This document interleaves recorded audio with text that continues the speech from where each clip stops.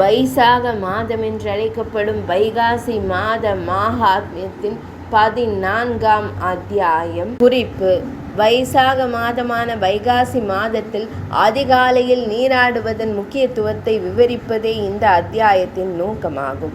ஸ்ருததேவர் கூறினார், சூரியன் மேஷராசியில் சஞ்சரிக்கும் வைசாக மாதத்தில் அதிகாலையில் புனித நீராடி மதுசூதனனை வழிபட்டு பகவான் ஸ்ரீஹரியின் இந்த கதையினை செவிமடுப்பவன் அனைத்து பாவங்களிலிருந்தும் விடுபட்டு பகவான் ஸ்ரீ மகாவிஷ்ணுவின் பரமபதத்தை அடைவான்.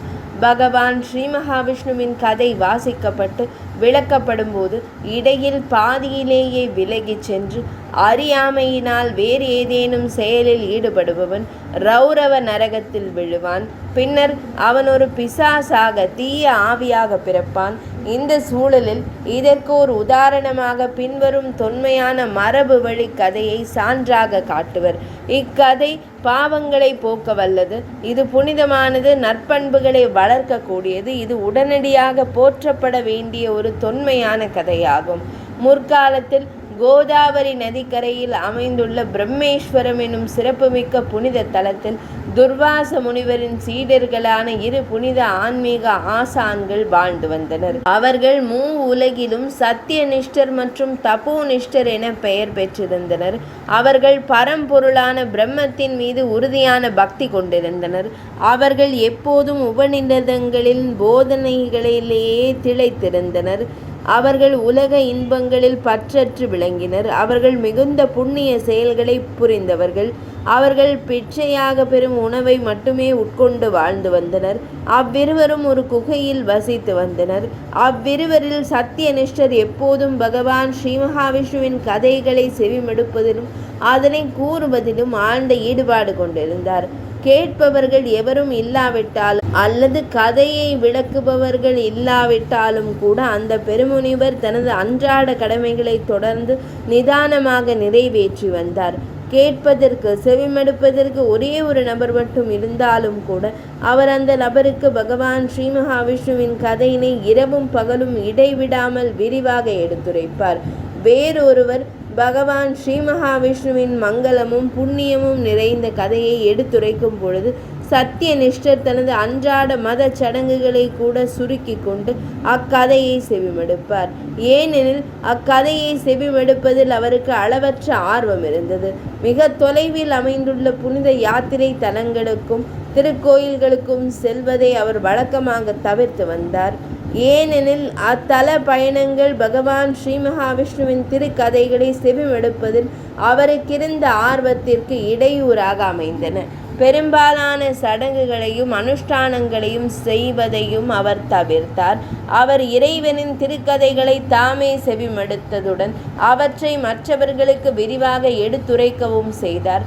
அரசனே, இறைவனின் திருக்கதைகளை தவிர பற்றி கொள்ள தகுந்த வேறெதுவும் இவ்வுலகில் உண்டு என்று அவர் கருதவில்லை. பகவான் ஸ்ரீ மகாவிஷ்ணுவின் திருக்கதைகளை எடுத்துரைப்பவர் ஒருவர் நோயுற்ற காரணத்தினால் கோயில் போன்ற பொது இடங்களுக்கு செல்ல இயலாமல் தன் சொந்த இல்லத்திலேயே அமர்ந்து கதைகளை கூற நேரிட்டால் அந்த ஞானி ஒரு கிணற்றடியில் நீராடிவிட்டு மிகுந்த ஈடுபாட்டுடன் அத்திருக்கதைகளை செவிமடுக்க செல்வார். திருக்கதைகள் நிறைவுற்றதும் அவர் தம்முடைய சமய மற்றும் பிற கடமைகளை முறைப்படி நிறைவேற்றுவார். இறைவனின் புனித திருக்கதைகளை தொடர்ந்து செவிமடுக்கும் ஒருவன் பிறவி பிணியாகிய பந்தத்தில் சிக்கிக் கொள்வதில்லை. அவன் உள்ளார்ந்த தூய்மையை அடைகிறான். பகவான் ஸ்ரீ மகாவிஷ்ணுவின் மீது பற்றில்லாத நிலை அவனிடமிருந்து அகன்று விடுகிறது. பகவான் ஸ்ரீ மகாவிஷ்ணுவின் மீது பற்றும் சான்றோர்களுடன் நட்பும் அவனிடத்தில் வளர்கின்றன.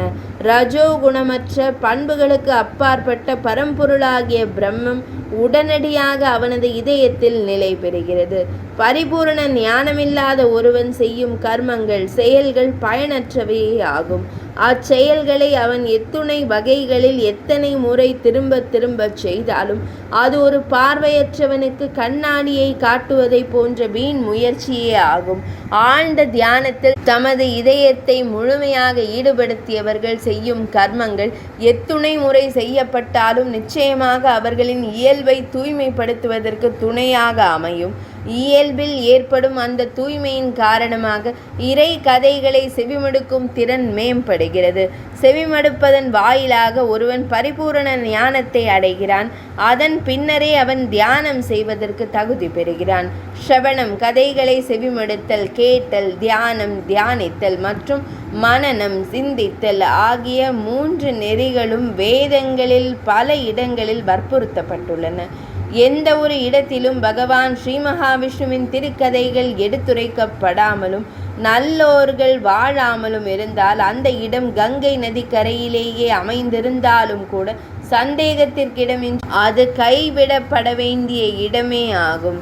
எந்த ஒரு நாட்டிலோ அல்லது இடத்திலோ துளசி செடி இல்லாமலும் பகவான் ஸ்ரீ மகாவிஷ்ணுவின் மங்களமான திருக்கோயில் ஆலயம் இல்லாமலும் பகவான் ஸ்ரீ மகாவிஷ்ணுவின் திருக்கதைகள் எடுத்துரைப்படாமலும் இருக்கிறதோ அத்தகைய இடத்தில் உயிர் துறக்கும் ஒருவன் கடும் இருள் சூழ்ந்த நரகத்தையே அடைவான்.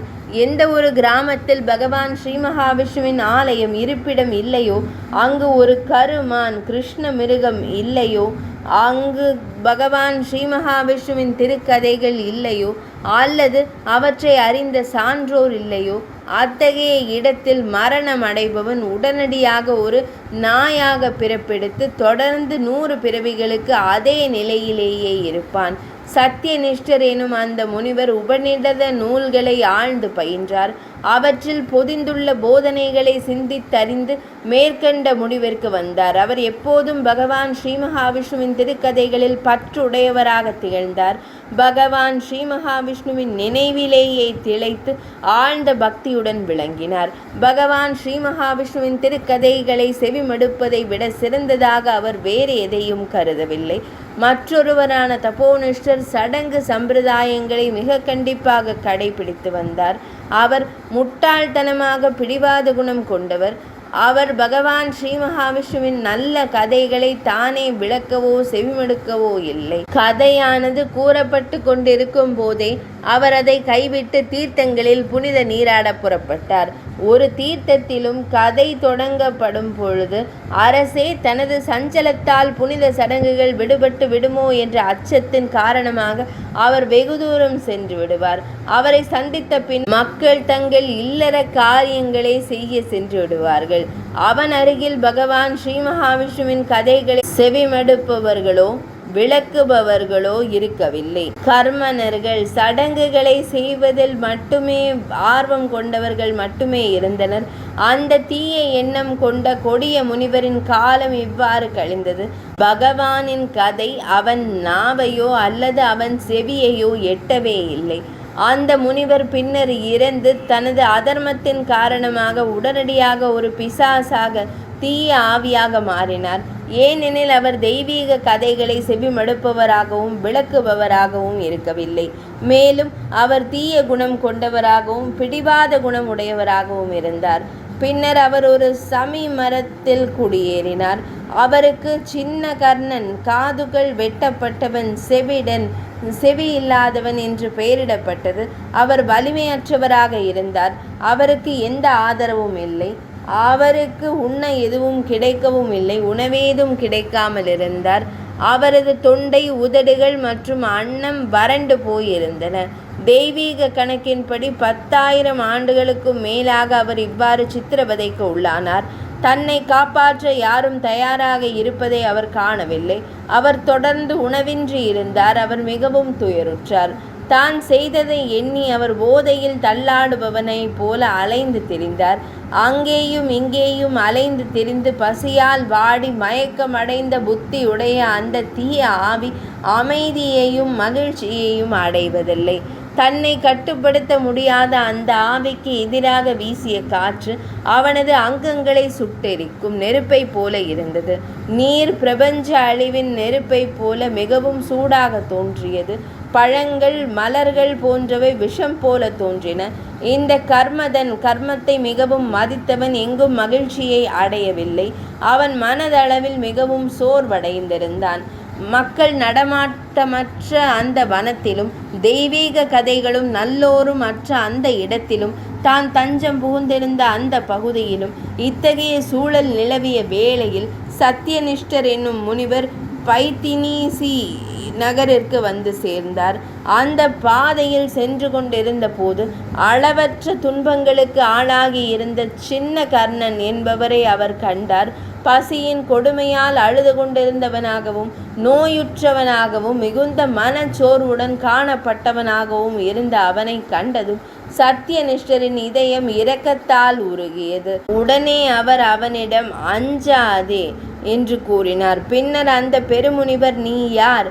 ஏன் இத்தகைய பரிதாபகரமான நிலைக்கு ஆளாகினாய்? இனி உனக்கு எவ்வித துன்பமும் நேராது என்று வினவினார். சத்தியனிஷ்டர் இவ்வாறு ஆறுதல் கூறியதும் மிகுந்த மனக்கலக்கத்துடன் இருந்த சின்ன கர்ணன் பின்வருமாறு பதிலளித்தான். நான் தபோனிஷ்டன் என்னும் பெயருடைய ஒரு துறவி. நான் துர்வாச முனிவரின் சீடன் ஆவேன். நான் பிரம்மேஸ்வரம் எனும் புண்ணிய தலத்தில் வசித்து வந்தேன். கர்ம அனுஷ்டானங்களில் சடங்குகளை செய்வதில் மட்டுமே தீவிர ஈடுபாடு கொண்டிருந்தேன். நான் அறியாமையினால் பிடிவாதம் கொண்டவனாக திகழ்ந்தேன். முனிவரே, எனது சடங்குகள் ஏதேனும் தடைப்பட்டு விடுமோ என்ற வீண் அச்சத்தினால் நல்லோர்களால் எடுத்துரைக்கப்பட்டு வந்த பகவான் ஸ்ரீ மகாவிஷ்ணுவின் வலிமை மிக்க திருக்கதைகளை அறிவிலியான நான் சற்றும் மதித்து போற்றவில்லை. கர்ம வினைகளை வேறறுக்கும் ஆற்றல் கொண்ட அந்த திருக்கதைகளை நான் கேட்போருக்கும் எடுத்துரைக்கவில்லை, செவிமடுப்போருக்கும் கூறவில்லை. அத்தகைய கர்ம வினைகளின் பெரும் விளைவாக நான் மரணமடைந்தேன். பின்னர் சின்ன கர்ணன் என்னும் பெயருடைய ஒரு பிசாசு வடிவத்தை நான் அடைந்தேன். துன்பத்தின் கொடுமையால் நான் மிகுந்த மனக்கலக்கத்துடனும் செய்வதறியாது திகைக்கும் நிலையிலும் உள்ளேன். இந்த துயரத்திலிருந்து என்னை எப்படியாவது மீட்கக்கூடிய ஒரு இரட்சகனை என்னால் காண இயலவில்லை. நல்வாய்ப்பாக இன்று தாங்கள் என்னை காண நேர்ந்தது. இதன் மூலம் நான் எனது பாவங்களிலிருந்து விடுபட்டவனாவேன். இன்று தேவர்கள் என் மீது மகிழ்வு கொண்டுள்ளனர். நான் தங்களை சந்தித்த காரணத்தினால் இன்று குருமார்களும் நல்லோர்களும் ஏன் இறைவனும் கூட என் மீது பெருமகிழ்ச்சி கொண்டுள்ளார். இவ்வாறு கூறியவாறே அவர் என்னை ரட்சியுங்கள், என்னை ரட்சியுங்கள் என்று கதறியபடி சத்தியனிஷ்டரின் பாதங்களில் பணிந்து வணங்கினார். அப்போது பெரும் புகழ் பெற்ற அந்த சத்தியனிஷ்டரின் உள்ளம் இரக்கத்தால் நிரம்பி வழிந்தது. அந்த பெருமுனிவர் தனது மிகவும் இதமானதும் மங்களகரமானதுமான இரு கரங்களால் அவனை பற்றி அவனை திருக்கரங்களினால் பிடித்து மேலே தூக்கி நிறுத்தினார். பின்னர் அவர் முறைப்படி ஆச்சமனம் நீரை உட்கொள்ளுதல் செய்துவிட்டு வைசாக மாதத்தின் மகிமைகளை செவிமடுத்ததன் மூலம் ஒரே ஒரு முகூர்த்த காலம் சுமார் 48 நிமிடங்கள் அந்த காலத்திற்குள் தான் ஈட்டியிருந்த சிறந்த புண்ணிய பலனை அவனுக்கு தாரை வார்த்து அளித்தார். அந்த புண்ணியத்தின் ஆற்றலால் அவனது அனைத்து அமங்கலங்களும் உடனடியாக அழிந்தன. அவன் பிசாச உருவத்திலிருந்து விடுபட்டான். ஒரு திவ்ய உடலை அடைந்தான். அவன் ஒரு தெய்வீக விமானத்தில் ஏறினான். அந்த பெருமுனிவரை பணிந்து வணங்கிய பின்னர் அவரிடம் விடை பெற்று கொண்டு அவரை வலம் வந்தான். பின்னர் அவன் பகவான் ஸ்ரீ மகாவிஷ்ணுவின் மேலான உலகத்தை அடைந்தான். அதன் பின்னர் விவேகம் மிக்க சத்தியனிஷ்டன் வைசாக மாத விரதங்களின் பெருமைகளை கேட்பதால் செவிமடுப்பதால் விளையும் பலனை குறித்து திரும்ப திரும்ப சிந்தித்தவாறே பைத்தினிசி எனும் நகரத்திற்கு சென்றான். ஸ்ருததேவர் கூறினார், உலகின் களங்கங்களை போக்கும் புண்ணியம் நிறைந்ததும் சிறப்பானதுமான பகவான் ஸ்ரீ மகாவிஷ்ணுவின் திருக்கதை எங்கு உள்ளதோ அங்கு அனைத்து புண்ணிய தலங்களும் பல்வேறு வகையான தீர்த்தங்களும் எழுந்தருளியுள்ளன. புண்ணியம் நிறைந்ததும் சிறப்பானதுமான பகவான் ஸ்ரீ மகாவிஷ்ணுவின் திருக்கதை என்னும் புனித நதி எங்கு ஓடுகிறதோ அந்த நிலப்பகுதியில் வசிக்கும் மக்களுக்கு முக்தி என்பது கை கேட்டும் தூரத்திலேயே உள்ளது. இதில் எவ்வித ஐயமும் இல்லை. வைசாக மாதமான வைகாசி மாதத்தின் 14ஆம் அத்தியாயம் இனிதே நிறைவடைந்தது.